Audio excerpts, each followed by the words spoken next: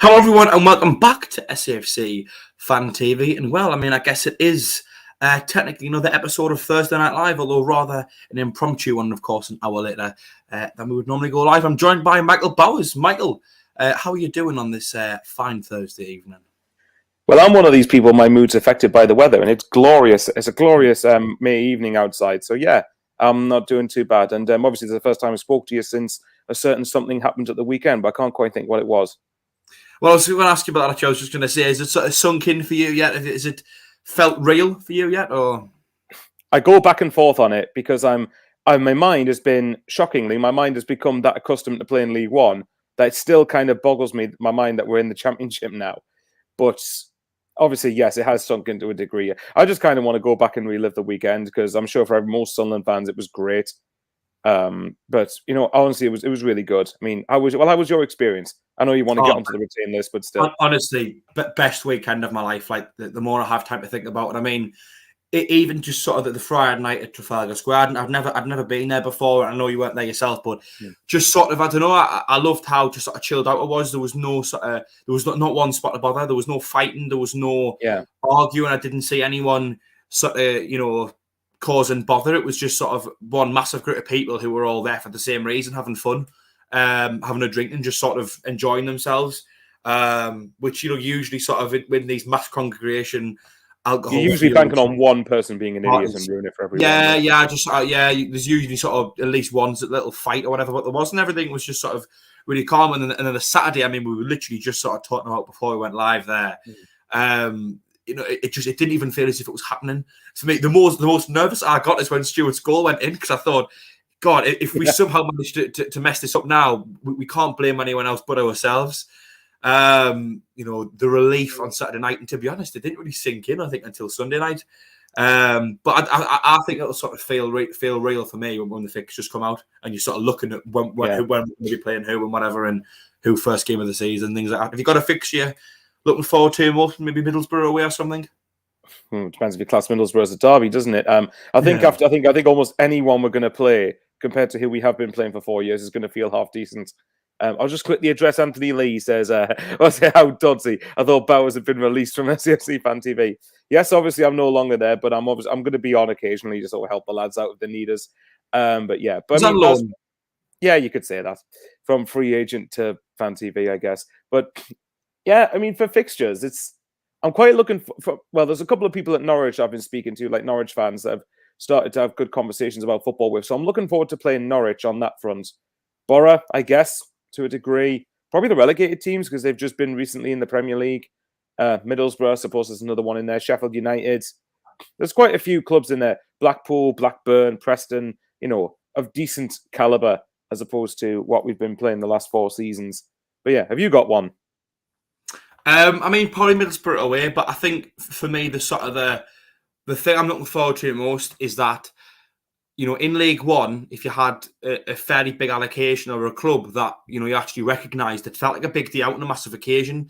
It's going to be nice going into the Championship where every game's going to be like that. You know what I mean? Sort of our big days out this season have been Wigan and Sheffield Wednesday, probably, in terms of away allocation and the size of the club and things like that. I'm sure there's maybe one or two I've missed in there. I mean, the 2 legs against Sheff Wed felt like a big game, didn't they? But sort of in the Championship. Yeah, but in general, I know those would be 2 clubs that just fit in. They're just part of the furniture. It's just sort of like to be expected that would be there. Do you know what I mean? Like probably the smallest club in the Championship, if you're looking at sort of, stadium sizes and history and whatever, it's probably Luton. And I mean, they finished 6th and they've done really well themselves. Everyone else, you could probably sort of quite comfortably view as a club that's either the same size as us or not as big as us. As always, we are live, so if you would like to get yourselves in the live chat, feel free to get yourselves now. Read out as many comments as we can through the course of the evening. Hello to Mick Rivers, Jeff Holcroft is in there. Thane SAFC, Tony Lee, of course, who's changing the name Anthony in a bid that I think I get called that, but we'll have to see how that works out. In the mix, brilliant name. I said hi, Michael. Alan Robinson is in the live chat as well. Dean SCFC, and I've seen that Thomas Norskov Hansen, I think that is, has said that Gooch has been confirmed. And I've just went on Twitter, and as much as the club haven't made any sort of official announcement, they have posted a video of Gooch celebrating at Wembley and They've tagged got the him with kissing emoji, haven't they? So kiss emoji. So maybe a good place to start off then, actually. Just checking the club's website as well. They haven't put anything on there as of yet, so we'll have to wait and see. it would have been straight on Twitter if it had been officially confirmed. Like, yeah, I mean, I think Gooch is maybe sort of a good place to start off, really. A player who I think he's had a very up and down few years, especially this season. Few highs and a lot of lows as well. Do you think sort of going into the championship, do you think he could cut it? Do you think he could make that step up? Well, okay, before I address that, I'll say Josh's comment because it's one that made me laugh. Says, did you just let you know, did you have that jumper at Wembley? As I thought I spotted you, but not sure. Yeah, it's a Harry Potter one, basically. But yes, I did. To answer your question about Gooch, Gooch is one, well, you've known me for a while. You know that I've not been Gooch's biggest fan by any means. I think to start games, no. But I think originally I was against the idea of giving him a contract. And he might not sign, by the way. He might still feel that he wants to move on. If he does move on, then he's picked the best time to do it in a lot of ways because you've left with as much goodwill as possible.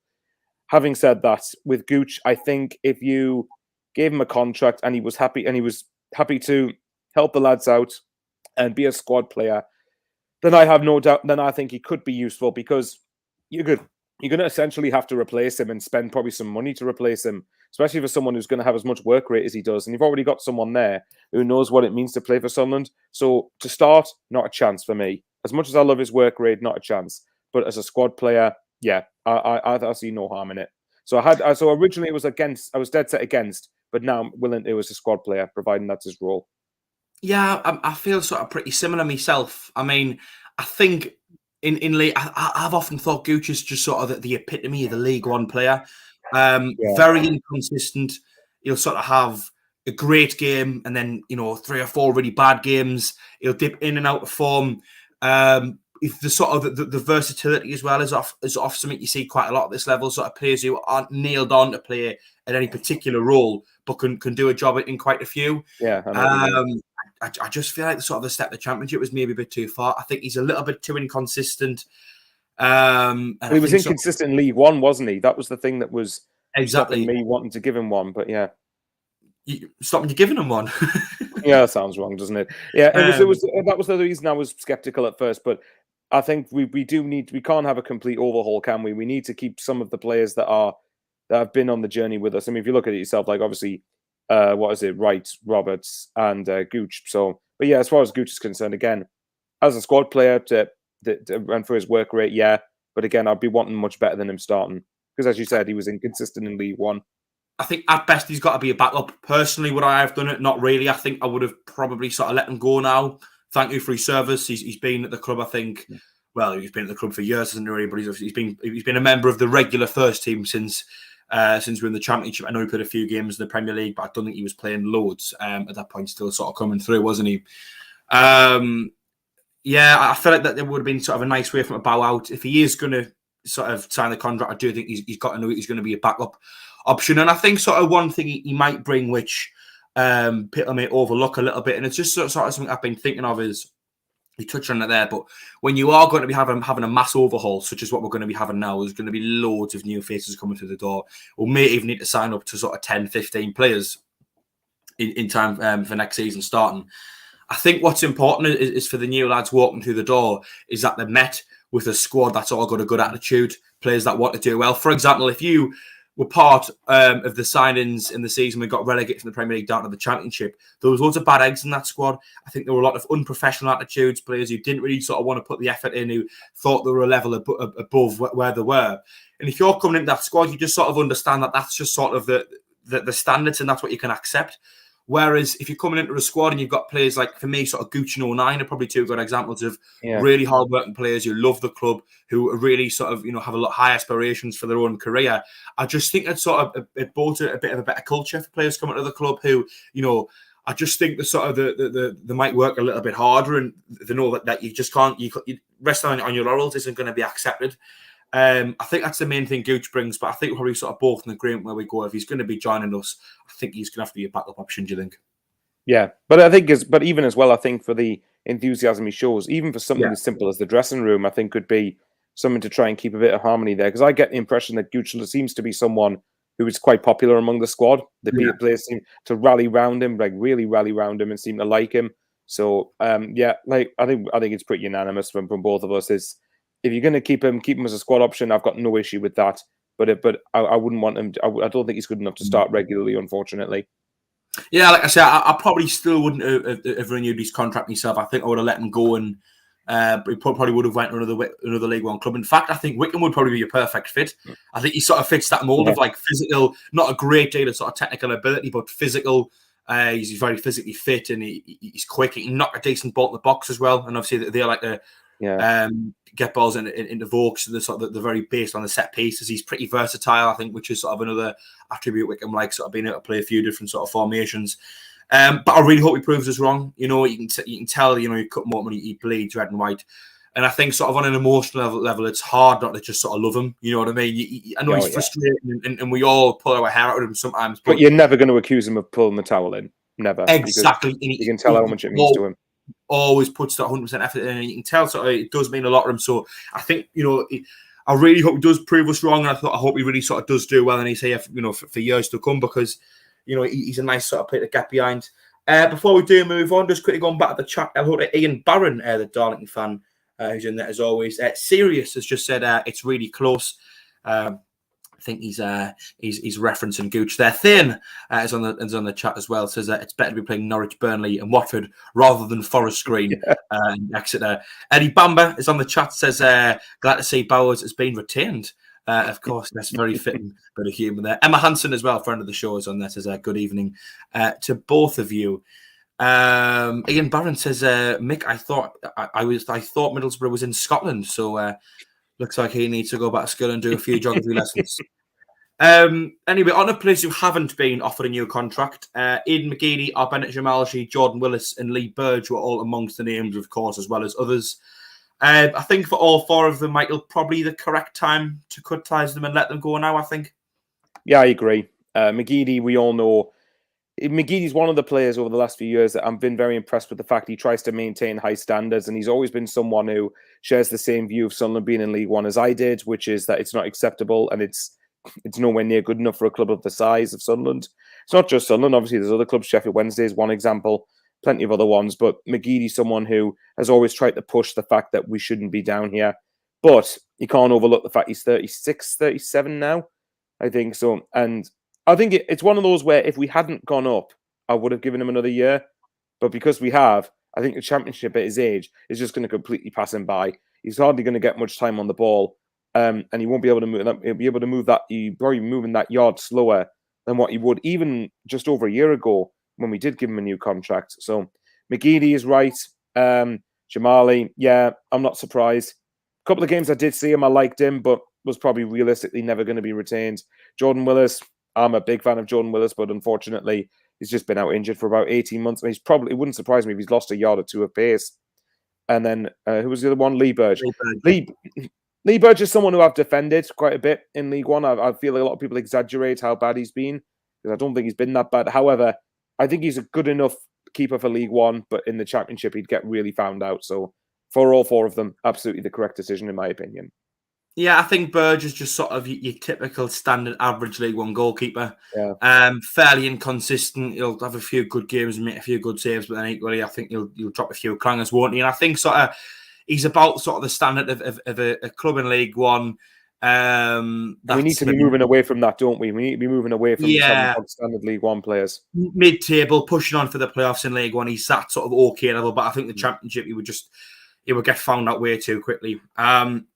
Willis, I thought you sort of touched on it there. You know, it's going to take him a long time to get back up to match sharpness if he ever will. And even if he does, he's not going to be the same player he was before.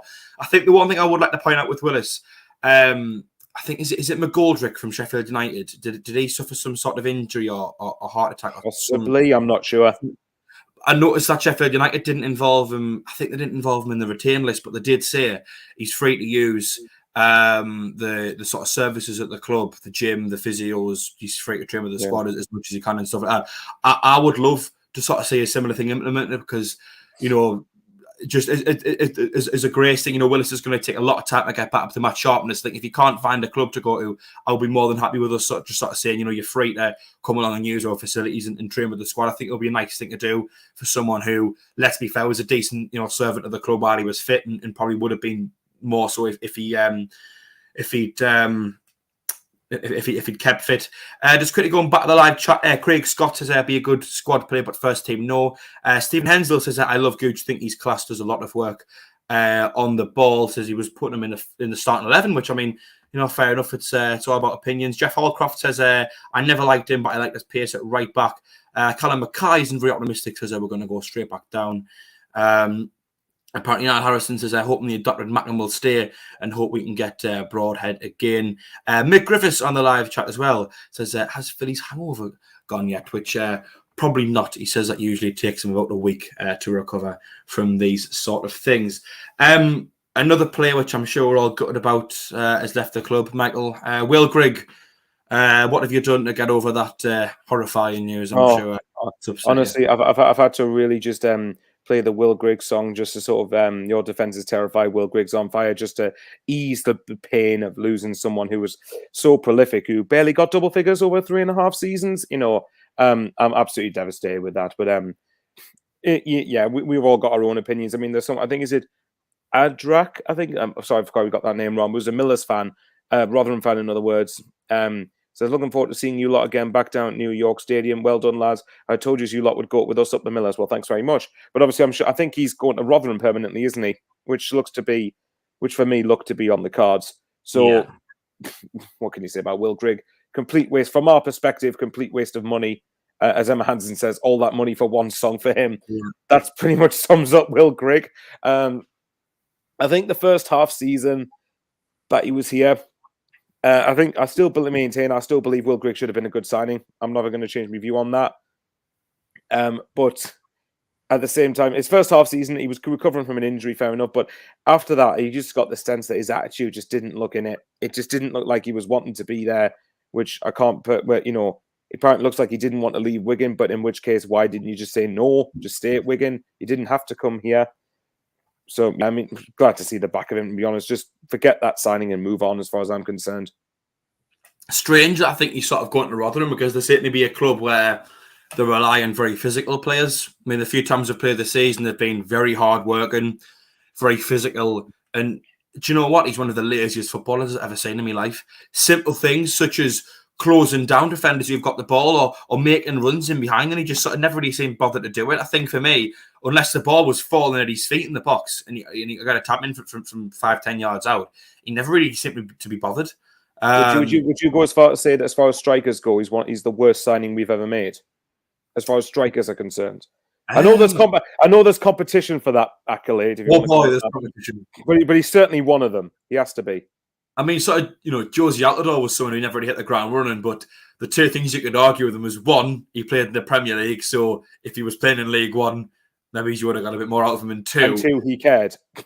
Well, two, he cared, and three, I didn't think about him, but three, you know, he left in order for us to get to 4. So at least we sort of got something back from what was initially a poor investment. With Will Grigg, we've just sort of had, 2.5 seasons, is it been, I think? Or maybe more or less, 2.5 years, because he was out on loan. Well, actually, 2 years, isn't it? Because he spent the second half of the lockdown season on loan at MK Dons. And then he was at Rotherham last year. So for 2 years, we barely got anything out of him. I mean, you know, whatever it is, when he hasn't been at the club, of course, he's been no use to us. And when he has been at the club, I think he's been even less use to us. Just a drain of resources, really. I just think his attitude absolutely stunk. Didn't want to be here, didn't want to try. You know, I've got no problem with players who come to the club and sort of don't quite hit the ground running out. Maybe he's good enough, but I think for me, at the very least, you sort of you put the effort in. You show a good attitude, don't you? That's why. Despite, like, we're going back to Gooch, it's the same reason that, despite that we, you know, didn't particularly rate Gooch as highly, we never said a bad word about the bloke personally, because exactly. He cared. You know, that's just that. Grigg, don't get me wrong, Grigg will certainly have suitors in League One. I don't know whether Rotherham are going to get him. They might view him. If I was Rotherham, I'd stay clear of him. I don't think he's good enough for the Championship. But a lot of League One clubs will probably be wanting him because he's a free agent now. So we'll just have to wait and see. Yeah, one player who will be joining us next season, Leon Dajaku. I think it was part of his contractual agreement with. If we went up, we had to get him permanently, didn't we? Hertha Berlin, if we went up, I thought it was the exact same for Hoffman, but I think he also had to play 25 games, and he may have only played 24, something like that. Leon Dajaku, though, joined us permanently now. I mean, for me, I think it's a little bit disappointing. I don't want to be too harsh on him, but I think if there was a way to get out of that agreement, I would have done it. Do you think I cut it in the Championship? Well, you never know until he plays in the Championship. I think last year we have to remember he was getting used to the physicality of the English leagues. And although the Championship isn't going to be solely as much about physicality as League One was, there is still going to be physicality to a degree, and he does need to get used to it. So maybe it's one of the cases where the Championship might suit Dajaku better because there's more emphasis on technical ability and less on brute force, basically. So yeah. I would say with Dajaku, it's one of those where I didn't have a strong opinion either way. If he did sign, probably the fee's not going to be that much, I would imagine. So if you get a bit of development out of him and sell him for a profit, you could argue it's worth it. Whether people think he's good enough for that to happen, I don't know. But whether he signed or didn't sign, I didn't have strong opinions either way. But as soon as I think the agreement was we had to get him permanently if we went up one way or the other. So yeah, which to be fair probably says a lot about the lad's ability. If they were happy to just sort of let him go as long as they got promoted, you know what I mean? Yeah. Well, Thane made a point there. It says right now but for Dajaku, he's only 21. I would send him out on loan for a few seasons because one day he could become a world beater. No, I disagree. Well, maybe. Well, it depends. Maybe not. Well, it depends with the right development. You never know. But to be fair, you could send him out on loan to a League One club. I'll be interested to see if there's any League One clubs who'd have him on loan. So it depends. I think for me, if you can get a tune out of him, then fair enough. But yeah, at the end of the day, I didn't mind him one way or the other. If I had to be pushed one way towards him, I'd say probably not. But I'm not devastated that he signed. Put it that way. I'm not annoyed about it. I think the only real sort of attribute I could say he has is he's pretty quick. Apart from that, I've never thought his finishing's very good. He's crossing really inconsistent. Your favorite word, the application was there. He was trying. He always had the effort there. But for me, he just sort of, I don't know, every time he got the ball, he just didn't give it away loads. And I know that as a winger, when you're that attacking, you are naturally going to lose possession because you're trying to sort of force things to come to fruition and happen. But for me, it was just sort of basic things like 10, 15-yard passes, and he was messing them up. As a professional footballer of this standard, you can't really be doing that as regularly as he was doing it. And when he does get into the final third, for me, like, just sort of a cross that needs to be put in well, and he's just sort of not really getting it right. And his end product needs to be a lot better. Don't get me wrong, yeah. I know people are saying he's only a young lad, but I think at what point do you just go from being a young lad to just not good enough? You know what I mean? I think by 21, if you're a professional footballer, you've got to have that sort of that ability. I think the best thing for all parties is if he sort of went back to Germany and maybe sort of had a go in the German second division or something like that. I just don't think he's got the quality. And to be honest, I think a lot of people at the club now will be thinking it's a bit of a mistake. Maybe, but I mean, we could sell him, we could loan him. So it just depends there's no agreement. Just because we've got him here doesn't mean we can't sell him. Like there's been other times in the past where players have come in and then left not long afterwards because it just hasn't worked for them. So it wouldn't surprise me if that sort of thing happens with Dajaku. Yeah, Loch Ness Drogba on the live chat. I presume that's not actually Ross Stewart that says Dajaku has to have some quality if he played for Bayern. I mean, I would disagree with that, not necessarily. Sometimes you're just right place, right time, and he might have been okay as a youngster and just sort of made it through. Anthony Long says, I'll be glad to see better officials next season, which I'm sure is one thing we would all agree with. Stephen Hensel on the live chat as well says, Dajaku cares more about his hair. Well, that is a common thing with modern day footballers, isn't it? Clearly, we don't care more about our hair, do we, Michael? But I mean, to be fair, Dajaku cares about his hair, then Will Grigg cares a lot more about his bank account than he does actually having a good career. Oh, there we go.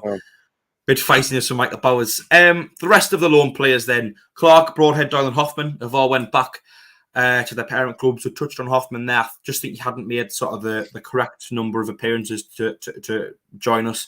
Out of those four, is there anyone who you would definitely say, push the boat out, pay the money, get him signed for next season? Well, there's two, Clark and Broadhead. I'll start on the other two. I think Doyle, I would have him if he was going to play minutes, get minutes and play games in the Championship.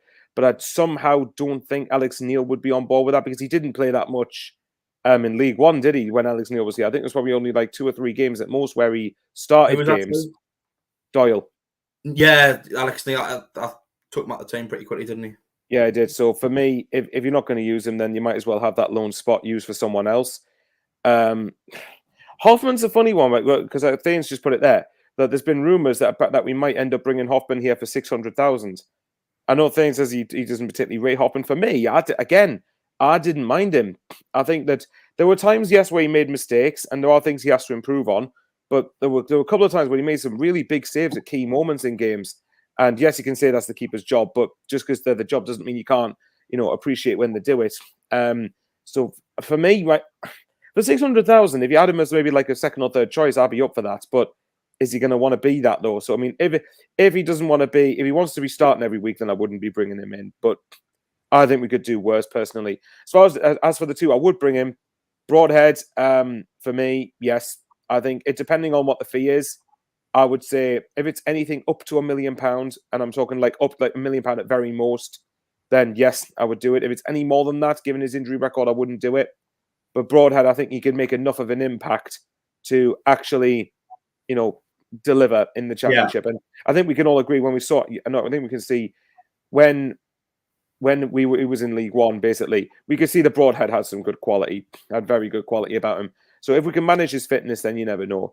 For Clark, I'm in a funny one, because I've seen quite a number of people say they don't rate him as much.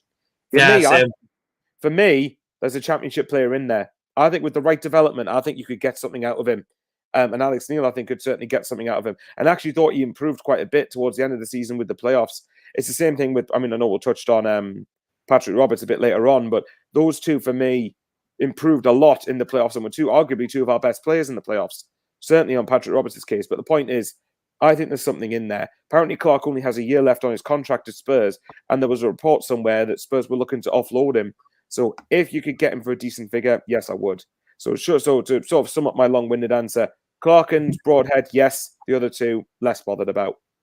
I agree with Hoffman. I think, for me, he was too easily intimidated. To be fair, that comes with time and confidence, but I just think his distribution and sort of the lack of an ability to command his area let him down far too often. And unlike with Patterson, who was very ropey, I thought sometimes at times when he first came in, Patterson, I think, learned from his mistakes and improved very quickly. He started commanding his area a lot more. He kept his distribution more simpler, which meant that he didn't give the ball away as much. Yeah.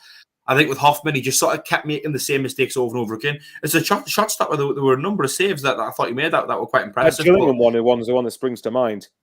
There was one at Fleetwood for me. I think the goal actually.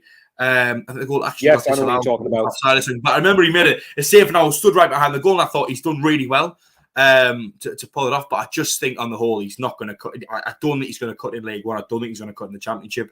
Probably best off going to somewhere like Germany, where the style of football is a little bit different. I disagree with Clark. I do think he sort of, when the playoffs came round, I think he had his best game Sheffield Wednesday away. The home leg, I thought he was poor. Obviously, I know he came on, in the final. But I think for me, when you're looking sort of at his goal contributions, his moments of quality, you got the goal which confirmed the win against Fleetwood to put us 3-1 up. You got the cross he put in, which Ikiwehe, I think is his name, for Rotherham, scored the own goal, which of course essentially salvaged us a point. And he played the ball over to Roberts, and Roberts scored that goal. But for me, the winner against Shrewsbury as well. Did he? Sorry, I forgot that one. Then I think for me, that's 4 goal contributions. If you're classing the cross for Ikiwehe's own goal. When you consider the amount of times he started and the amount of times he had the ball and wasted it, I don't think that's good enough. I just think for me, he only, the one time he decided to sort of go onto his left foot and actually use it, we got us to Wembley. Yeah, it just took him far too long to sort of pick up on that. For me, I think he dilly-dallied too much. He waited and hesitated, and I don't know. I just thought he was very wasteful with the ball, too wasteful of anything. Similar to Dajaku for me. As for Broadhead, it's an interesting one. I think sort of as most fans are in agreement with yourself, Michael, saying sign him up permanently if we can. And I think if the money's right, I would. If Everton aren't going to ask for too much, and I think Broadhead's willing to sort of take a contract where it's lower than maybe want, because obviously there are concerns over his fitness, then I would. But for me, we're not going to have an abundance of money to spend. I know we're going to have more than we did last season, but it's very important that we stay up. and I don't want to sign someone who might only be fit for sort of 20 games of a season.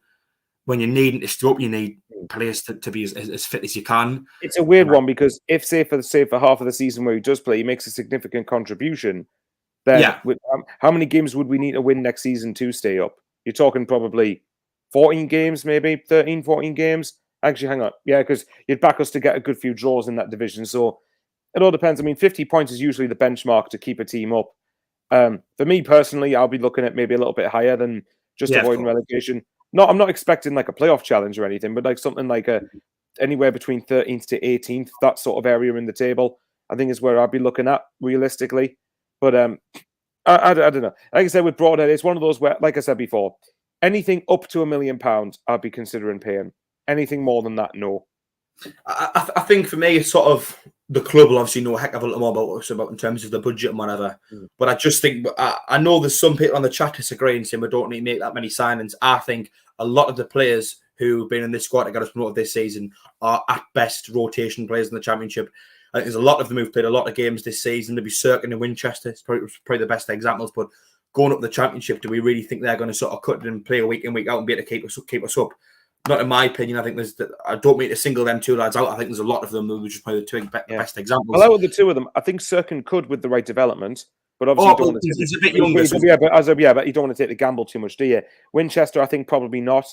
If you're looking at how many players we need for it, I would say for the starting 11, we need probably about 3 or 4 for the starting 11 because I think we have got some players like your Stewarts, your Roberts if he signs, Pritchard's, Wright if he signs, Danny Bart, possibly Evans, depending if he keeps this form up. But that's touch and go. I think those players are good enough for the Championship. I think Patterson could be good enough for the Championship. But for me, I think we need 2 full-backs. Maybe Cirkin, send him out on loan potentially, I don't know. 2 full-backs, good centre-half, a midfielder because, I mean, you know, the likes of Luke O'Nien, as much as I love his attitude and everything, I don't think he's good enough to start every week in the Championship. We probably need another good winger, whether that's Clark or somebody else. Across the whole squad, I think we probably need about 7 or 8 signings. But it just depends. The thing is now in the Championship, we should be able to attract better players now. Now we're in the Championship. So I'll be keen to see what... and if you look at it, we brought Alex Pritchard and Patrick Roberts as 2 examples. We brought on Danny Bart as well. We brought those players in League One. So what can we do? Who, in all fairness, could have probably went somewhere else, you know, to go to the Championship. I just think for me, okay, we have got maybe the numbers currently, but I think there's a lot of players in this squad at the minute who were good in League One and were decent, served that purpose.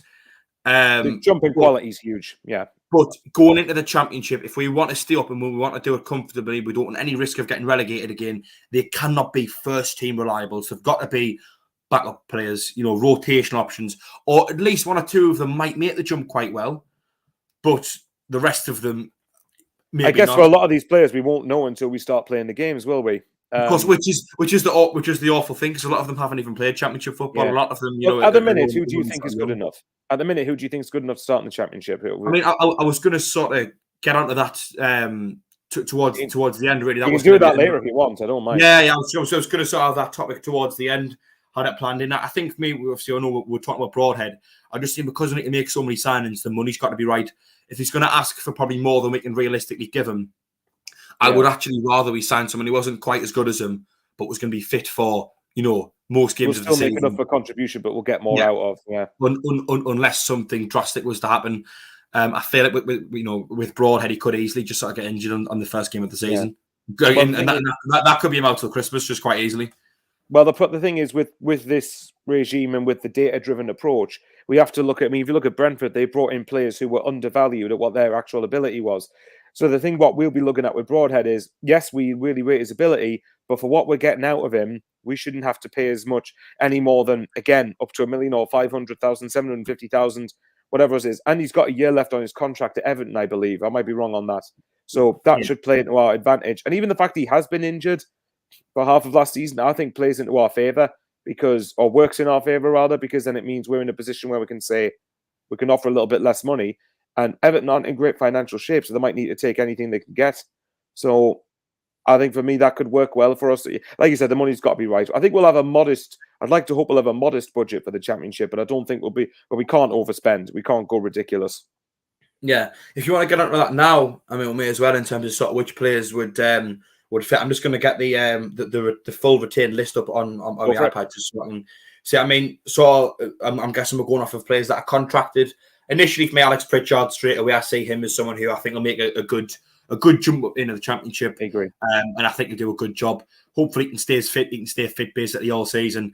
Of course, he's not going to be as good in championship as he was in League One, but I still think he'll be good enough to start every week and be part of a team that can do something. Patterson, back up maybe. Maybe.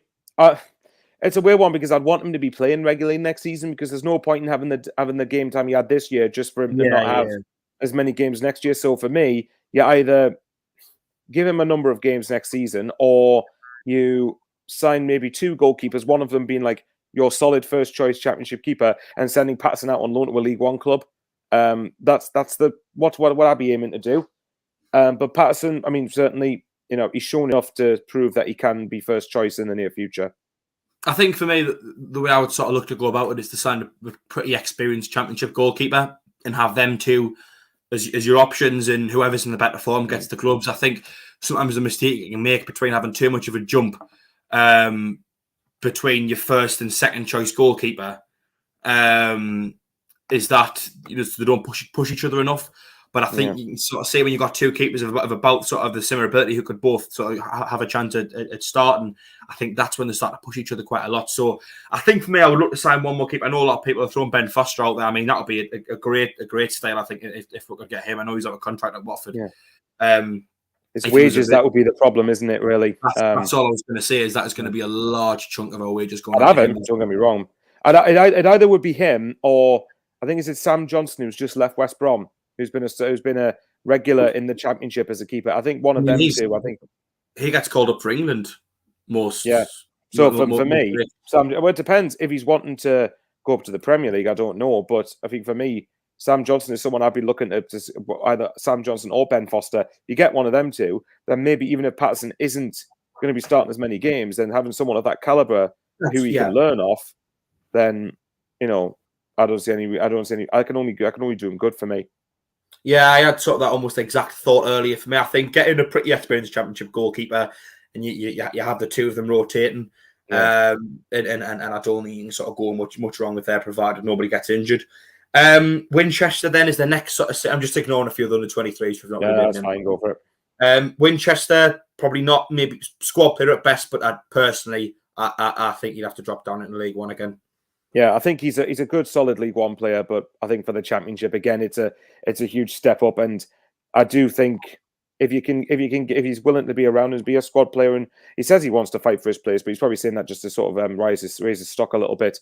For me, I wouldn't be against the idea of having him around being a squad player, but starting, not for me, unfortunately. Yeah. I think he's pretty versatile. He's played in a few different positions in both defence and midfield. Got a lot of energy, pretty quick. But for me, I just don't think he sort of makes that step up to the Championship. Maybe not yet. Maybe in a couple of years' time, you just don't know. He might sort of progress a bit more. But for me, from what I've seen, League One, Corey Evans, then probably a bit of a touch and go one. If it's the Corey Evans of the last 10, 15 games, yes. You got to remember, we got him from a Championship club, so I think that he certainly could play a part. But I'd be wanting at least one midfielder who can really slot into that role. So if it's the Corey Evans at the end of this season, then yes. Beforehand, no. It might have been that it might just took him time to get used to the surroundings of the club, because that can happen with players. But for me, I was just going to say, do you think that strangely we might actually get a little bit more out of him in the Championship than League One? Because in League One, the onus was on us to go and attack teams and break them down, whereas in the Championship, I think most Sunderland fans will be pretty happy with survival this season. There's going to be a lot more games where it's even or we're on the back foot. Yeah, so you could argue that he has uses for that. So yeah, well, again, we'll have to wait and see. But I think he might. I think he could be good enough. Fair enough. Next on the list, then Dan Neil sort of hasn't been left up, brought up the team quite a lot, hasn't he, recently? for me, I think he's good enough. But the problem is he's not going to play, is he? Alex Yeah. Neil just doesn't seem to. It looks like he doesn't fancy him. So if that's the case, then if you're not going to use Dan Neil, then you might as well sell him and get a few million for him if we can, to try and then either use that money to put back into the academy, or to use a bit of that money to try and get a couple of decent, try and get a championship player who's decent. So yeah, for me, I'd use him personally, but it doesn't look like, if Alex Neil's staying here, I don't think he's going to use Dan Neil. So probably sell for me, unfortunately. I think for me, it's all about what the manager wants, isn't it? You know, you sort of you want Alex Neil to have faith in the players he selected, and I don't really think Dan Neil is the type of player that he likes. Maybe in the Championship, you know, he might sort of find a bit of a different role from that. I don't know, but he straight away dropped him because I think he realised that firstly he was shattered, and secondly he wasn't as experienced as some of the other players we had who could make a better impact. And yeah, I think for me, I would love it if he came with us in the Championship, but I just don't think Alex Neil. So I don't think he's his type of player. Potentially a loan move back out of League One, you just don't know. But I would love to see him used in a way if possible. So would I. Yeah. Danny Bart. I mean, for me, he took him a while to get going, but I think he had a strong end of the season. Championship experience. I think he's been promoted twice from the Championship. I think was it just once? Was it with possibly? I'm not sure, but I remember that you said a mate of yours was a Stoke fan, and he said he was one of their better players when they sold him, and they couldn't got rid of him, and they couldn't believe that he'd done that. So I mean, come on, if he's playing well for Stoke, then a team that's wanting to push in the playoffs, then I don't see any reason why he's not good enough for us. Yeah, I 100%. I would sign other centre halves to go sort of alongside it, but for me, I would. Definitely, I would take it with us and I would give him a chance. Dennis Serkin, then, bit of an inconsistent, weird season. He's been on a bit of a journey for me. Like when he first came in, I thought his first couple of games were very poor. Then he went on this run of about 10, 15 games where he was unbelievable. He was taking players on, going forward. But probably the epitome of it, I think, when Winchester scored, was it against Bolton, maybe, I think, where Serkin broke into the box. Yes, I know which one you mean. Cut it back, and it was the two full-backs getting that far forward and linking up. And it was a good example of, I think, sort of the football at that point of the season that we were able to play. Then got injured. Didn't really sort of find his footing for a long time after his injury. Was the butt of a lot of mistakes, I think, really. But I thought he came good when Alex Neil came in. He gave him a bit of a role. We didn't really see him playing as a lot more defensive minded than he was when he first went on that great run in the start of the season. And he's been very reliable. I think he's just sort of done his job every game. We've seen a lot of sort of 7 out of 10 performances from him. Going at the Championship, Michael, what do you think? I think the argument you made about Patterson with the goalkeeper is kind of the similar argument I'd make about Serkin at left back, where if we can get a good left back for the Championship, then you have him and Serkin pushing each other, and I think that could be good for competition, and it could raise Serkin's game. You never know. Like I said, for a lot of these players, the catch-22 situation is until you've played them and until you've given them the chance to play in the Championship, how do we know they're going to be good enough? So Serkin's one where I would say get a good left back in for the Championship. And then if, say, Serkin plays a handful of games, because we are going to have to rotate. We are going to have quite a few midweek fixtures. And bearing in mind, we've obviously got the break for the World Cup, haven't we? So they're probably going to get opportunities. So with Dennis Serkin, if you play him for a few times first half of the season and they feel that he's not quite ready for the Championship, then loan him out to League One for the second half of the season. Yeah, I think so. I'll give him a chance because he's stepped up a lot this season for me, and he's been a very responsible player. Yeah. He showcased his ability going forward in the first half of the season, and the second half of the season, when Alex Neil needed him to sort of defend a little bit more, I thought he stepped up really well. Like I say, I think he's been on a real journey this season. He's had his few sort of ups and downs and twists and turns, been a bit of a roller coaster for him. But he's one of the few fullbacks I've seen that actually can defend, which I think is which is something I think that surprisingly is very rare in fullbacks, which I don't quite understand. But yeah, for me, Serkin, obviously, he's 20. I mean, I think as David Thompson put, he isn't consistent yet due to being only 20. But bearing in mind, this season his first year in men's football? It was. I don't even think he played a minute of senior football before this season. Yeah. So if that's the case, then I think you've got to give him at least a shot. And I think I do agree with David. In the long run, I think Serkin will be very good for us. But it's just a question of whether the Championship might I think it'll take a bit of time for him to get, like for a lot of players, for him to get used to being in the Championship. Yeah, I think you know, I would sort of agree with yourself. Get a quite an experienced Championship left back, and just someone who we know is definitely going to be reliable. And then I think Sirkin, even if that left back was to sort of play above Sirkin, I still think he has a place in the team because he did well as sort of the left side of a back three. He's done well at wing back. But I think for me, I'll probably sign someone else and just to take that pressure off him a little bit in case, because I think we've seen a lot. He's played a lot of minutes this season. Going up the Championship, like I say, could just overwhelm a little bit. So I'm really hopeful from going forward in the future. But I think I would just sort of sign someone else as well. And you've got to rotate. And like you said, it's another 46 league games as well as obviously, as well as obviously, you know, the fair few cup games as well in there. Just very quickly before we get on to Elliot Embleton, 187 watching, 61 likes. So if you haven't already, please do give us a thumbs up. See if we can get to 100 before the end of the live stream. Elliot Embleton next then. I mean, for me, I think he's got a lot of qualities. He's good on both feet. He's got a nice balance of going for goal as well as creating chances. He's pretty comfortable with the ball going forward. To be honest, I see him as a player who, going into the Championship, could you know, be starting a lot of games personally. Certainly deserves a shot. He's had back-to-back playoff promotions, hasn't he? So for me, why not give him a crack in the Championship? He's obviously got a strike on him. He's scored a few of them this season. Good with both feet, as you said, and particularly from set pieces and crosses. That's going to be vital for our chances of scoring goals. So yeah, I think give him a shot. So look at the next player. Then there's a few under 23 players underneath this who maybe could deserve a mention on another day, but we're going to skip them for the meantime. Jack Diamond, for me, the Championship. Not for me. No, I think we're both in agreement.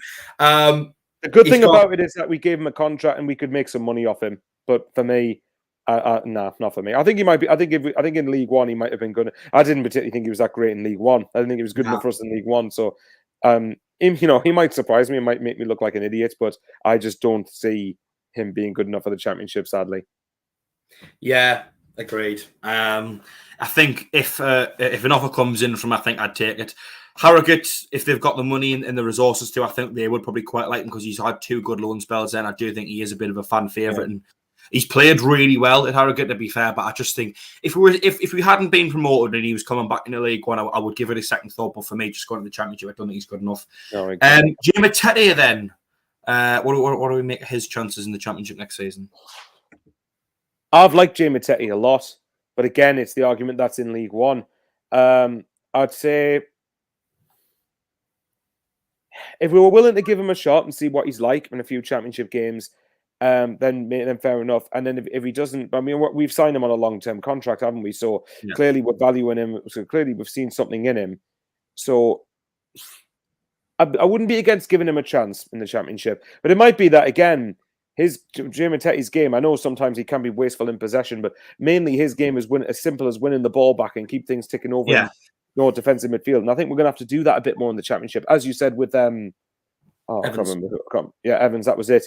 You know, we had the onus to attack teams in League One. In the Championship, we're going to be on the back foot a bit more. So maybe that might suit Tete's game. So I'm reserving judgment on that one until I've seen him in the Championship. Yeah. Same. I just sort of, I don't know what to expect. I don't know if he would go in it just quite well or if he would struggle. But the good thing is, if he doesn't do well, then we can loan him out in January, can't we? And I'm sure there'll be a League One club, namely probably Fleetwood, who would absolutely love the opportunity to loan him back.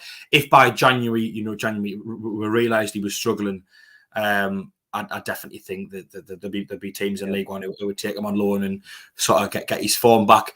But I do feel like he could have something to offer in terms of we are going to be defending a lot more in games than we have been attacking. And Matete, I think, is more. I think Matete's game is when it's tight and scrappy and physical and the ball's bouncing all over in the middle. I think he's good at just sort of getting a foot on it, winning it, keeping it and passing it on. He doesn't do a great deal sort of in the final third, but we've got other players for that in Pritchard, Embleton and co. Well, one of his best games was Wigan away, and that was because for a large part we had to defend in that game. Not overly, but we had to keep things ticking over and keep it scrappy, and that's why it suited him. Yeah, I think to be honest, the conclusion I've came to is I think I would keep him and give him a go in the Championship and sort of see how he fares. I wouldn't, there's a lot of these players I wouldn't just sort of wholeheartedly rely on. I think we definitely sort of need to strengthen in the areas of other sort of more reliable pros. bit more experience in there, but 100% I would take him and give him a go. Dajaku then, of course, we sort of talked about at length earlier. For me, I think if an offer comes in, I would let him go straight away. Whether it's, well, I'm going to be a bit more lenient with him because, again, it was his first year in a foreign country to him, and it was a very physical standard of football. I wonder whether, obviously, there's a lot of things that need to improve with him. His decision-making does need to be better, but if an offer came in for him, I wouldn't be devastated if he went. I wouldn't be devastated one way or the other what happens with him. Fair enough. Luke O'Nien then, I think there's a lot of people, divides opinion a lot. I think there's a lot of fans who aren't his biggest fan, but for me, I certainly sort of see him doing a job as a decent sort of rotational player. He'll play absolutely anywhere you want. Similarly to what I said about Gooch earlier, in terms of, I think as well, new players coming into the club instantly are greeted with a really hard-working, honest bloke who will play wherever he's asked to play and really wants to do the best for himself and the club. As well as I think he can do sort of a decent job. I think he could make a decent fist of being, a fullback or maybe sort of a man marking type holding midfielder for me. Yourself? Possibly, but again, like we've said with Evans and Matete, a lot of it could be about defending in the midfield. Even to be honest, if we had him as playing at right back or wing back or whatever it is, then I don't mind him. I personally prefer him in that position, but at the end of the day, it's the same thing. Well, correct me if I'm wrong here, but a year ago when we re-signed him on another contract, weren't Championship clubs reportedly interested in signing him? Yeah, I think there was quite a few. What I liked about that though was O'Nien took, I think, a week to review his other options. Then before he came back and signed the contract. Whereas sort of the way Denver Hume handled the situation was desperately trying to get any other deal he could before then he had to come back with his tail between his legs. Yeah, I mean the point more was that Championship clubs wouldn't have been interested in him in the first place if he didn't have something about him for that level. I know Jack Shields isn't particularly his biggest fan. I personally, I don't think he's that bad a footballer. Not the most technically gifted, but I think a lot of the, as people have said, energy and enthusiasms. And I think David Thompson put, he'll be brilliant in certain types of games, like since he joined, which I agree. So again, give him a shot in the Championship, and if it's become abundantly clear that he's unfortunately not going to be able to do it, then you can sell him to a League One club because he'll have suitors in that division if he's not good enough for the Championship. Yeah, John Bradley in the live chat says that 09, good tackler, can cover multiple positions, good squad player. And Steels McD says that 09 needs to work heavily on his passing, puts in a shift and gives his all. But my God, which I think, in terms of his technical ability, he has got a lot to work on. But I do think he can sort of bring enough because when he gets asked to do a job, he does it. Plenty of sort of of enthusiasm and effort and energy, and I think it's one of them where if there's a game where we need a specific role covering, I think he'll do it quite well. Over two legs, he man marked Barry Bannon out the game. Apart from that one moment where he threaded that ball through, and I think what I've got in my head is that there'll come a point next season at some time where, because of injuries, suspensions, form, whatever, Luke O'Nien will need to do a job for a set number of games in a specific position, 10, 15 games or so. He'll probably need to sort of step in and do something, and I think he'll do it really well. Niall Huggins then is the next senior player on the list. Hard one because we've not really seen much of him over. No. When I did see him, I liked the look of him a lot. But yeah, when was the last time he played? He played against Cheltenham when we won 5-0, didn't he? And I think he actually got injured in that game. I think that correct me if I'm wrong, that might have been his only league performance. I know he played a few times in the cups as well. To be honest, I thought his game against Blackpool, which is his debut, I thought initially he was a little bit shaky. But after that, he had maybe 3 or 4 games where I thought really good, quick, good dribbler, really good going forward. I mean, to be honest, he might need a loan out to a lower standard just to get his sharpness back up, because he's not playing the year, No, exactly. Well, it's a hard one to judge because we don't know. I think for me, keep him around because obviously I think he could be good for a second choice. I think it's similar with Sirkin that if you have Huggins as your second choice right back and you bring in an experienced right back, then I'd be content with that. I mean, two who probably sort of grouped together in Niall Huggins and Trey Hume. There's 2 right backs who just sort of haven't really played as much as they might have thought sort of coming to the club. Similar thoughts on them both, maybe? Trey Hume, I would... Well, it depends. Trey Hume, I haven't really seen... I mean, I've seen a couple of games of Huggins, and I've liked the look of him. I think Trey Hume's done all right. Nothing particularly special. But again, he's a teenager. He's either a teenager or he's 20 years old. For me, I'll be looking to send Trey Hume out because he's at the... Well, I suppose you could argue with Huggins as well. But in the case of Trey Hume, he's someone who needs to be playing regular minutes to get fit and to get experience up. So if an offer came in from a League One club that's going to start him every week, I would send him out on loan personally. Yeah, 100%. I think, if he's... To be honest, as much as every time he played, I thought he was okay. He played against, I think it was at Wimbledon and Cheltenham, which I know, granted, weren't two great results, but he started on both of those games. I think he came off about the hour mark against Wimbledon, played the full game against Cheltenham. But personally, thought defensively, he didn't put a foot wrong. Going forward, didn't do a great deal, but I think you could tell he was quite nervous and just sort of wanted to do his job defensively. And against Rotherham, he came in out of absolutely nowhere. And I thought, to be honest, bearing in mind he barely played and he sort of got given the shirt probably like last minute, I thought he stepped in really well and performed quite well against Rotherham. I don't know what you think about that. There was a couple of times he got overwhelmed for me, but the physicality, yeah. I mean, so it might be the case where he needs to just get used to the physicality of it. But I don't know how physical the Irish league is. So for me, yeah. Now, for me, I would look at... I think I agree with him when he says Trey Hume needs to go out and loan to a top-end League One side. I think I'd agree with that. Yeah, just very quickly, 182 people watching, 85 likes. So if you haven't already, please do give us a thumbs up. Just press that like button. See if we can get 100 before the end of the stream. And just a reminder as well, it is free to subscribe if you haven't done so already, and you won't miss out on any of our future streams or videos that we decide to do. Finally then, I don't think this will take very long. Ross Stewart. Oh, selling for about 2 million, not good enough. we all know it, don't we? He's for me, he's easily good enough for the Championship. I think not just in terms of I'm not expecting Stewart to get as many goals as he did because he's going to find it a lot harder to sort of score past defenses in the Championship. But what I do think he will offer is his off the ball stuff, and I still think he will play a crucial part. Apparently, I think it might have been the Daily Mirror put out a report. So whether you trust the Daily Mirror or not, I don't know. But they said that we were looking to give him a new contract to make him the top earner at the club. Now, that's true. Get it done. Because even if it's not in terms of goal scoring, he'll offer something important. I'll just quickly touch on a comment. I think it's from David when he said, Michael, you can't just give shots to all these players. If all fail, we go back down. Spend big and let these boys chase the position. No gambling this season, mate. Yeah, I agree to an extent. You can't gamble it. We need to make sure that we don't get relegated. But at the end of the day, we're not going to spend big because we have to make ourselves sustainable. So I think just some of these players won't be good enough, which we've already said, I think. But we'll just have to wait and see with it. I mean, look, if it's because, we have to balance, and I don't know what you think, Jack, but for me, we have to balance giving some of the lads a chance, but also bringing in some good experienced Championship players if we can. Budget depending, of course. This is where, for me, the likes of Speakman and the rest of the directors and Alex Neil to an extent, but to be honest, they'll earn their money now, won't they? The higher ups, I was going to say, this is where they earn the money because there's a lot of really difficult decisions to be made.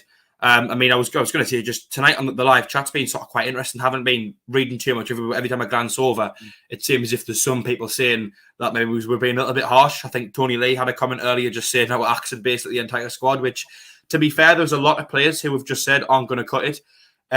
Equally, there's probably some people watching who might even think that we're being a bit too nice on a few of them, but I just think the quality difference between League One and the Championship is big, and there's loads of teams who've gone up, who've came straight back down again, or if they haven't gone straight back down, they've came back down pretty quickly. And for me, it's just so important that we don't go down again. Yeah, that's why I'm maybe being quite harsh on a few of these lads, because I think there's a lot of them who are good League One players. Winchester's probably the best example, but at the Championship, I just think if you had a team full of them, you'd get yourself exposed. Yeah, no, I agree. Again, it's all about finding that fine balance. And again, with some of these players, we don't, and like I keep saying, we don't know how good they're going to be in the Championship because they haven't played at that level. We don't know. It depends how long it takes them to adapt. It depends how much quality they have. So, for example, someone like Ross Stewart and Broadhead, if we get him, I think they'll both be good enough. Obviously, Broadhead's a question of fitness, but that's the thing. I mean, like Michael Bramage just said, can't cut it in the Championship when we haven't seen it yet? Again, it's about the balance. We have to get some players that we believe are definitely going to are definitely going to, be good enough. Some won't be. We won't know until we won't find out until we start the championship. So we'll wait and see. Yeah, there was a comment I was going to read out there, but it's just lost us. There's someone who's got my name on there. It says haters going to hate. If you don't like my opinion, don't watch me. I think I don't know whether someone's trying to make a spoof account of me or what, but that's quite funny. The true Geordie on the live chat as well. I mean, not that one. Don't presume that's the real one. They said, "Hey guys, do you want to be on my show on the kickoff?" Which, I mean, if it was him, I would probably take up on his offer. But well, he'd have to half pay interest in something now because the Championship, it's one league below the Premier League now, isn't it? Yeah. I mean, the biggest thing for me in the Championship, again, it depends on the budget and it depends on what the talks are behind the scenes between Alex Neil and Christian Speakman in the hierarchy. And ultimately, we probably are very unlikely to find out what the budget's going to be. Because if we straight away say we've got a slightly bigger budget, everyone's going to charge more. Yeah, exactly. So, I think, unfortunately, we're probably not going to find out what the budget is. And actually, to be fair, I don't mind that because you want to play your cards close to your chest to an extent. My point is, with this regime, we managed to get some arguably Championship level players in League One. Again, when we're in the Championship, we're going to be in a much better position to be able to attract better players. And I'd like to think that Sunderland's a club that players should want to go to. Good Championship players, I mean. Yeah, Chris Johnson on the live chat, that's what it was. Says Blackpool have shown how easy it is to stabilise in the Championship. A good manager in recruitment, we will be fine. Which I think, agree. is the ideal way to go. I mean, I think sort of Alex Neil will have the tactical nous to sort of change things as and when the season sort of comes at us. To me, I just hope we stay up. That's all. Honestly, if we finish 20th, I'll be pleased. I just don't want us to go back down again, and then you can sort of looking at building on a little bit more that second season, but just stay up. Just stay up. You know what I mean?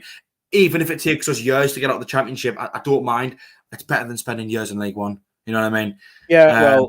Well, for me, I think next season I've ruled out any sort of promotion push because, I mean, it might be that we might end up having a good first half of the season because sometimes teams that win the playoffs have good first half of the season because of momentum, because you've won the playoffs. So that might end up being the case with us next season.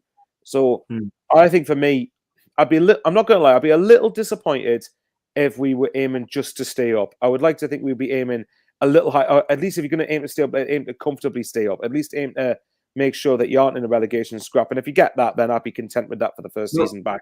I mean, to be fair, I don't think anyone sort of goes into the mindset of let's finish 20th on goal difference. Oh yeah, obviously not. Yeah. All I'm saying is, if we do just stay up, I will be pleased with that. The very bare minimum is don't get relegated. There's absolutely loads of teams who get promoted from League One and come straight back down. Rotherham do it every year. In the time we've been relegated from League One, Rotherham have been relegated for the Championship, promoted from League One, relegated from the Championship again, and now promoted again from League One this season. Yeah. Wickham, they came down straight away. And I know we are bigger clubs than them, and hopefully we should have sort of bigger budgets and definitely more pulling power. But for me, as long as we stay up in that first season, the second season becomes so much easier. Yeah, I agree. Again, we have to move beyond. We can't be dragged into the yo-yo between Championship and League One category at the end of the day. We've got to make sure that we are getting closer back to where the club actually should be, in my opinion, which is the Premier League. But that's going to take some time. So for me, make sure that next season you comfortably... For me, next season, comfortably stay up, consolidate. That's probably the right word. Consolidate, and then see what happens. I mean, Chris Johnson just said half the clubs in the Championship won't spend a penny next season. Yeah. So I would think Sunderland, if I had to guess, I'd say Sunderland will have a bigger budget than half the Championship clubs. And with that, should have the pulling power to be able to get better players. But we've just got to make sure we get the recruitment right and make sure that Alex Neil stays. Equally, as a team that's came up through the playoffs in League One, there's also a lot of players that are going to need replacing. And I just think some people just need to accept that. You know what I mean? Like, it is a big jump in players who look good in League One and go to the Championship and be terrible.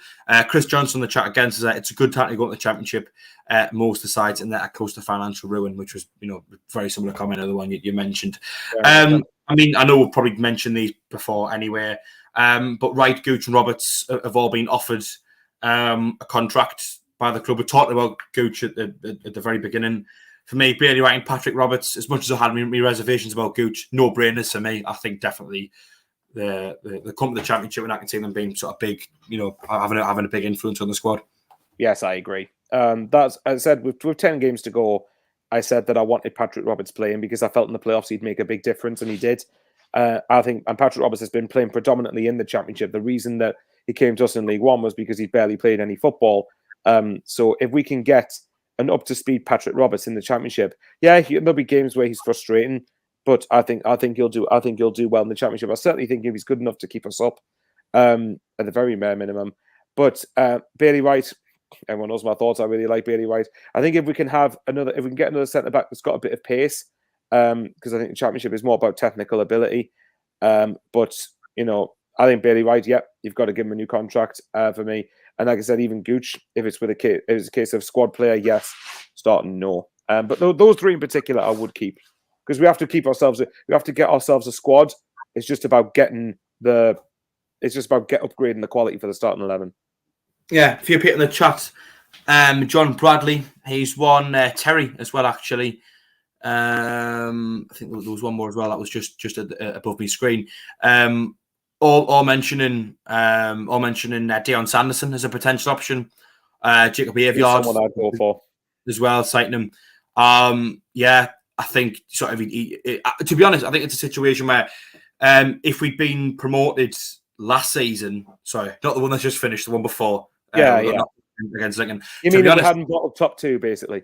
Yeah, I think then Wolves would have probably been happy for us to keep him in the same way where I think if Doyle hadn't quite fallen off towards the end of the season like he had done, City would probably then go in the Championship, because it's a system I think I've seen a lot of especially Chelsea, a lot of the big sort of big six clubs do in this country is loan out players at League One club, then a few years in the Championship, then maybe 1 or 2 years in the Premier League, and then they're ready to go into the side. I mean, Conor Gallagher is probably a really good example of that. Initially got loaned out with Charlton when we were in League One. Then he went to the Championship for a couple of years. Then he got loaned out with Crystal Palace this season. Next season, you're going to argue he's going to be in Chelsea's starting 11, playing for England now, being called up in the last break, and he's being called up for next month as well. So I think, it's one of them where if we've been promoted last season, Wolves would have been quite comfortable to loan us back out to him. Do you think maybe there's still hope? Because I think he had 2 loan spells this season, which means that at least one of them maybe didn't work out. Yeah, I'd still think he'd be worth it. I think if you look at, he had 2 loan spells, yes, but it's similar with Roberts in a way that maybe he just needs a regular home. And at the minute, I would imagine that Dion Sanderson is going to be some way off Wolves' starting 11 when Wolves are in the top 8 of the Premier League. I can't imagine Dion Sanderson be good enough for that level. So it might be the case for me. I'll be looking to try and push for a permanent move for Sanderson if we could. The only way I could see it happening really is if Wolves had a buyback option like what I think Man City have done with a few of their players. For me, I would certainly get Sanderson back, whether it be permanent or on loan. Not to mention if we got him permanently, it fits the model that we're looking at, where you want to bring younger players in who can do something now, and then potentially sell them for a profit later on down the line with development. I'll go for him personally. Maybe I'm being naive here, but I think there's a chance it could happen if we really wanted to push the boat out. It's just a lot of it depends on the price and whether Sanderson wants the move. Which I think is one of the most important things to consider when making signings this window. I don't think we've got sort of the security of being able to just sort of spend daft money on anyone. I think we've got to be really shrewd with the signings we do make. I know we're going to have a decent budget. With us obviously being one of the bigger clubs, and I think there was a comment made earlier about a lot of the Chris Johnson, a lot of the Championship club being in financial ruin and not having that same sort of budget. But for me, I just think we cannot go back down. So I think sort of just absolutely loads of them. It's got to come down to being the right money. Quickly getting onto a few of the under-23s players that have been let go. There were a handful of names that I think a lot of people probably wouldn't even recognise. But the main ones departing for me is Will Harris, Stephen Warren, and Tyrese Dice. Do you think it's just a case of us getting promoted means that they're another step away from making the first team, and it's probably too much ground to make up to keep them on board, maybe? Yeah, I think I'd agree with that. I mean, what was it, Will Harris? To be honest, I would be surprised if these guys stayed, even if we were in League One. Because a lot of them, I think Tyrese Dice, apart from in pre-season, didn't make any appearances for the first team, apart from, I think, one Papa John's game against Man United under 21s. Will Harris, I think, went on, was it to Barrow? I think he went out Yeah. on look. I think did he go permanently in January, or was it? Oh no, he must have No, done it. he went on loan to Barrow, and I think he played initially a few games, didn't make much of an impact. But I actually think he picked up some sort of illness. He posted an Instagram post, or Twitter or Facebook or something like that, which was just a little bit of a reflection of his season. I think he picked up this illness.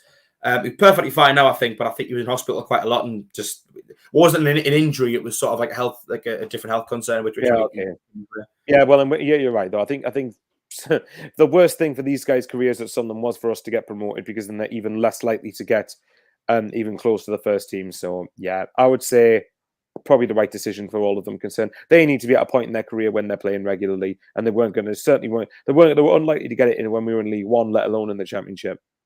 Mm-hmm. Earlier on in the show, Michael, I think I said the words 10 to 15 new signings, which upon reflection maybe a few more than we actually need to make. But I think for me, probably maybe just under 10, but it's between 5 and 10, probably a few more than 5 though. I just think there's going to be a lot of players who might give a chance to, who then sort of don't end up working out, and you need to have other players in the squad to sort of make sure they can play ahead of them. How many do you think? What's sort of an ideal number do you think of signings we need to make going into the next season? Between 7 to 10. I think if you can I think you need to probably have about, like I said earlier, 3 or 4 good Championship players. Add them to the starting 11, and I think we'd be all right. Again, a lot of it depends on circumstances. A lot of it depends, like we keep on saying, on price. A lot of it depends on availability, who Alex Neil wants, who the board wants. There's a lot of things we have to consider it, but I would say between 7 to 10 signings, with about 3 or 4 of them ready to jump into the starting 11, and then the rest of it sort of for squad numbers, but obviously still decent standard. Fair enough. And if you could sort of make a really early prediction, do you think sort of next season, how do you see it mapping out? Do you think we can genuinely push on for sort of a top 10 finish, which a lot of people in the comments seem to be really hopeful for, or are you more like to myself of just don't go down? I'm in between the two. I think with top 10, that's with the right recruitment, I don't see any reason why we can't. Realistically, I'll be looking to say about 15th, 16th, maybe that sort of area. Lower mid-table. Lower mid-table, I think, is about realistic for me. I do think out of the 3 promoted clubs, which is obviously Wigan, Rotherham and ourselves, I do think we will finish the highest, because I think we'll be able to get the best players. I think Wigan will probably stay up because I think they'll be able to get players. Rotherham, your club, but you never know. Maybe at some point that ends. Honest, it's probably Rotherham's plans to go back down again. More than likely. Well, another thing as well, I'm sure I read somewhere on Twitter, and I might be wrong on this, Reading and Birmingham apparently are really in difficult financial situations. So if they are really in deep financial trouble, then there's obviously a chance they could get points deductions, which, as much as you don't want to wish that on anyone, it theoretically makes it easier for us to stay up, because all we need to do is just not be the 22nd worst team in the league. So, yeah, I think... I love supporting Sunderland, mate. Oh, yes, of course. I'd still much rather be in this league than and being in lower mid-table than being in League One any day of the week. For me, yes, I would say about 16. Basically, what Blackpool did last year, if we did what they did, then I'll be really happy with that. Conrad Tanks just said, Reading are almost bankrupt and will go down next season. So maybe in a way we picked a good time to come up to the Championship, because there might be some clubs that are really in difficult situations. But I'd say about 60. Part of the master plan. Oh, exactly. For me, if I had to nail down a single position, I'd say 16th.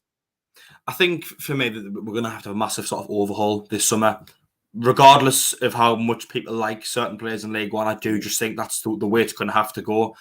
And when that happens, I think you just sort of take what you can get. And for me, I think if we do stay up, if we do manage to stay up the season, all of a sudden next season, it becomes so much easier to then challenge for sort of high positions in the table. Because we've been here because by then, hopefully, we'll have been there for a year, solidified our spot in the Championship, maybe sort of said goodbye to a few players who aren't quite good enough.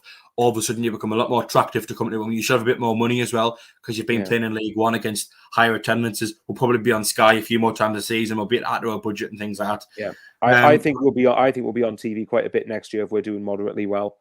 Yeah, I wouldn't be shocked because again, I think we will be the biggest club in the division, and I think it's the story. It's the story of the sleeping giant sort of rising up, which is, with a lot of it with the media or with Sky Sports or whatever it is. It's about the narrative you want to push, and I think Sunderland. I think the narrative of Sunderland will attract quite a few. Will attract quite a bit of what's the word I'm looking for? TV revenue from Sky for the championship. So yeah, I think we'll be on TV quite a bit, and that can help us get a bit more money. And the standard of football is actually going to be okay. I mean, it's hard to watch sort of some of the games we've had in League One in person, never mind on telly, for the awful quality. So I just think, the championships, there's a lot of players in the championship who on the day are a Premier League player and have got a much better quality. Steels McD says 12th, Thane says 13th, John Bradley admits he's optimistic, says that he'll see a 10th. There was a few more as well, I think, before. CONRAD Tank on the live chat says Reading are almost bankrupt and will go down next season. Chris Johnson says Bellingham was there last weekend and the club have had him in the northeast to show him around. Thane just said all midweek games available to watch on Sky Sports through the red button. Yes, they are. So yeah, there's at least a good handful, half a dozen games will be on there. Sorry, go on. I know you're reading Chris Johnson's comment. No, it's okay. Chris Johnson says the great thing about the whole playoff campaign is how well the club has looked to the outside world. Players must see the fan base and think, I would love to go there. Good point. Yeah, I mean, it's serious. It says first place. Ian Wilkinson says yeah, exactly. I mean, that's sort of one of the benefits of the things such as Trafalgar Square. I mean, is it David Priest? I think the goalkeeper coach at the minute. I think is his name David. He did an interview with someone, I can't remember who it was, but I remember reading it. It was either today or yesterday. In which he said that sort of they were all getting, the team and staff and they were all sort of getting sent footage of the things that were going on Trafalgar Square. And he said that a few of them were even just sort of thinking about jumping in a taxi heading down. But with the big final the next day, you've got to prioritise. You got to remember, players who are already there could convince good players that they might know as mates to get there. So sometimes it's what, sometimes it's who we know. And again, Alex Neil could have a say in it as well. Yeah, I just think it's sort of, a lot of players do genuinely want to sort of come to a club where the fan base is going to be sort of big. I know money is probably going to be more of a deciding factor amongst other things, playing style and everything like that. But I just think sort of nothing beats playing in front of a good crowd for a good supporter base where that if you put the hard yards in and you have a good performance, you'll get thanked for it. And it must be one of the best feelings in the world. You know what I mean? Just sort of being appreciated by that many people. Yeah, well, it will be. But again, I think the fact we are back in the second tier, I think will be a big factor in some players be thinking, actually, and bearing in mind, another thing you've got to remember is we're a newly promoted club. So we might be more likely to give players game time because we've just come up. So maybe they might think, actually, if I go, Sunderland might not be expected to be near the top, but if I go there, massive club, will be eventually probably challenging around that area. But for now, they'll be giving me game time and I can develop with them. That could also play a part. Yeah, just very quickly, 166 people watching, 98 likes, so we're very close to hitting that magic 100. If you haven't already, please do press that thumbs up button, give us a like. We'll get the 100 before the end of the stream, but I think we're going to leave it there. Michael, thank you very much for coming on, back on loan. Have you got any pearls of wisdom to give everyone tonight before you go? Well, first of all, very quick, I've just looked at my phone, we have hit 100 likes. So thank you very much for that. And secondly, I mean, for me, the best thing I can say is, guys, just milk the fact we've got promoted because we've had nothing but garbage for the last 4 years. Well, probably longer than that, really. Longer than that, much longer than that, come to think of it. But certainly the last 4 especially has been the most testing time in the club's history. So just milk it because, we are going to have a game now until late July, I think. So, just make the most of it and just enjoy the summer. More parties. Exactly. Yes, so echo those words myself. I mean, I'm sure everyone's already looking forward to playing in the championship next season. Which, how nice is that to say, by the way? I love the fact that we aren't going to be sort of regularly playing the clubs where you actually having to research as to where they're based. Do you know what I mean? Hadn't even heard of the Papa John's Trophy with our first team either. Yes. Do you know what? It'll feel right again to have our under 21s, or under 23s. I know it's under 21s actually, isn't it? In the Papa John's. I think it's under 23s. Either way, one of the it's an academy side, one way or the other. Youth team, as opposed to having your first team seeing your pros playing. It'll be so nice just being able to go, who we got the weekend, or a team that actually recognised. They were in the Premier League not too long ago. They've got this player and this player that we all recognise. Basically, get some half decent standards back at the club. Yes. It's There's just a bit of self-respect back being in the Championship. So yeah, like I said, guys, just enjoy it. Enjoy the break, because I'm certainly enjoying not being stressed every 6 to 7 days. Even though I had a really successful end of the season, obviously, it is nice just to actually have a little bit of a sort of a break from football. Yeah, you know what I mean? It does get a little bit sort of like exhausting at times. It just sort of exactly. Nice. I mean, trust me, when you watch League One football for 4 years, it's a slog. It's a real slog, and I feel for the likes of Derby and Sheffield Wednesday are going to have to experience that in Sheffield Wednesday's case again next season. So it's just going to be nice. I mean, I'm looking forward to the fixture list coming out. I think it's in like 4 weeks. I'm going to actually look to see some decent fixtures for once, and with all the greatest of respect in the world, not playing, I don't know, Forest Green or Exeter City clubs. With all the greatest, playing tiny clubs we've never heard of, with players who are terrible. But and then getting told we're arrogant for expecting to go up, and in fact we keep getting made everyone's big cup final, which contradicts each other. But at least we don't have to have this debate any longer, because we won't have to think about it anymore. Well, providing we do stay in the Championship. But from myself, Jack Dodds, and from Michael Bowers, thank you very much for watching this rather impromptu and slightly later edition of Thursday Night Live, talking about the retained list. We'll probably be back some point over the summer. Not any point soon. Well, I think probably be the last stream for a couple of weeks anyway, as news starts to come in of more transfers and things that we'll probably try and sort of keep on the ball as much as we can. But from myself, Jack Dodds, and from Michael Bowers, thank you for watching, and we will see you later. Bye-bye.